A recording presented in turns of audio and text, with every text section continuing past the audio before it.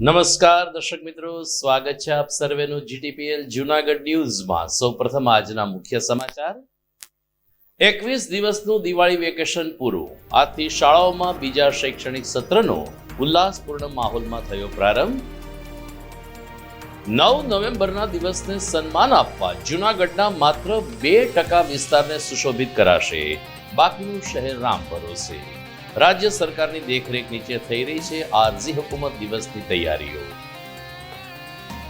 Ward number 10ના સ્નેહ મિલનમાં પૂર્વ deputy mayor Girishbhai કોટેચાના માર્ગદર્શન નીચે મતદારોએ સ્વદેશી અભિયાન અને આત્મનિર્ભર ભારતના સંકલ્પ ગ્રહણ કર્યા અને નાટ્યાત્મક રીતે ભારત તરફી વળેલી ચોથી T20માં ભારતનો 48 રને શાનદાર વિજય। હવે શ્રેણી ગુમાવવાનો ભય નહીં, રવિવારે છેલ્લી T20। આ તમામ સમાચાર આપણે વિગતવાર જોઈએ તે પહેલા લઈએ એક બ્રેક।